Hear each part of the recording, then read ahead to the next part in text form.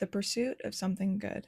Today is another day, another morning, another routine of peeling my sleepless skin from my sheets. The sun is not up, and it crosses my mind only once that this life is at least some kind of sadistic punishment. I lift the blinds to allow no more light to enter my room besides the street lamp that glares into my bed. My dog is ready for his morning walk and his breakfast. I am bracing myself for another day, another morning, another routine. Today, I tried something a little different. I gave myself 5 more minutes in bed before checking my phone, a moment where I replaced reading text messages with consuming the day's written meditation on the book I keep optimistically by my bed. A little better. Then I got up and, well, you know the rest. By the time I get back from my walk, I thought of 40 some odd ways I've become a workhorse, which is a nicer way of recognizing the cog I've become in a wider system of attempting to be a person in the world. The kettle turns on, the dog gets fed.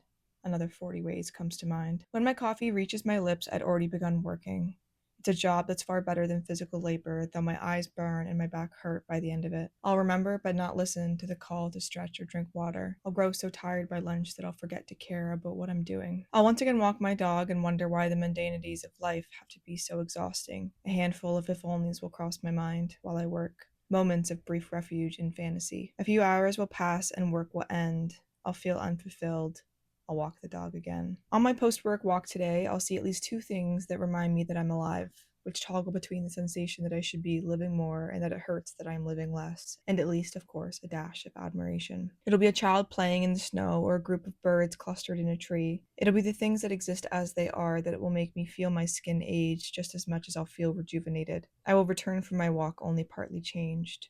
I will park my butt on the couch with my laptop to work on my art and writing. I'll pass the time until I walk my dog once more before bed, once more before I start over again the next day. I'll be at least one walk closer to retirement. If you're like me, most of your life will live outside of your control, and so things like needing to work will be unavoidable.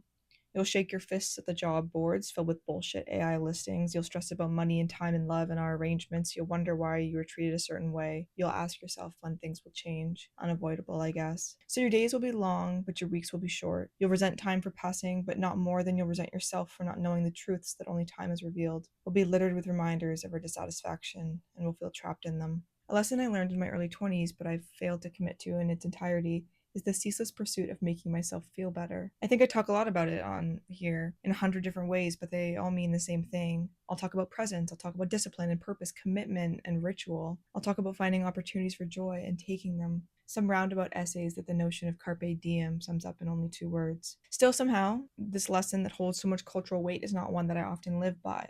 After hundreds, if not thousands, of unseized days, I've gotten fed up. If it's going to suck, I can at least try to contain the parts of it that suck the most. I can take inventory. And I can maybe try to cultivate something better than the cycle of another day, another morning, another routine. This path is the pursuit of something good, or my attempt to find or create something meaningful to me. To be clear, I'm not talking about the pursuit of happiness, or the view presented by John Locke, which posits the pursuit of true happiness to be the foundation of liberty.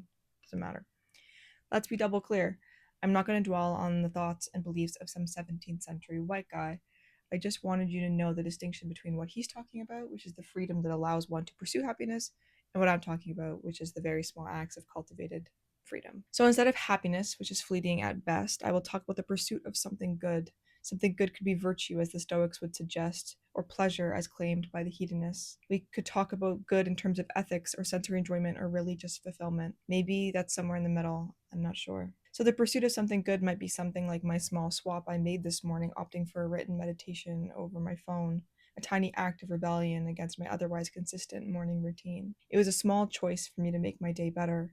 It was not only the willingness, but the actual exercise that marked my pursuit. In our small ways, we are truly trying. So what I won't be doing is going on some just do it soapbox that involves the wide painted assumption that things can just be done and that there are never really any real limitations to the things that we do. But I may go on the how can we make it work tirade, which is my newfound mantra, lending to the inquisitive line of thinking that asks how can we make what we have a better experience for ourselves. This week I took up a new hobby. It cost me $20.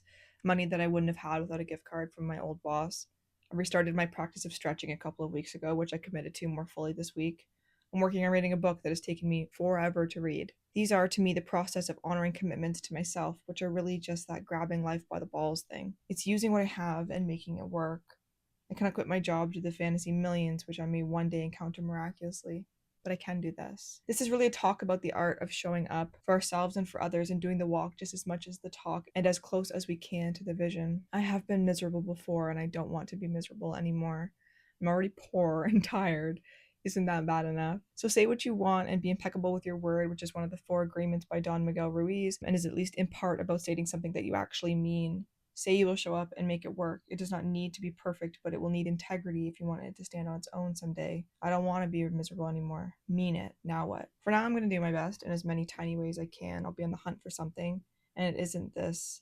So why would I become so complicit in it? Why would I focus more on what I don't want than what I do? I want change, so I guess I have to get the ball rolling on that. What I'm really talking about is the pursuit of something good, being the ongoing attempt to alchemize the moments of our lives with the materials that we have and the energy we perhaps think we do not. All we need is enough energy to count on more energy to arrive. Once we use energy to create fulfillment, we dig a deeper well to draw from. It will return as we feed it. We may seek to challenge the status quo of persistent fatigue and perhaps enjoy a cigarette behind our workplace on our lunch break.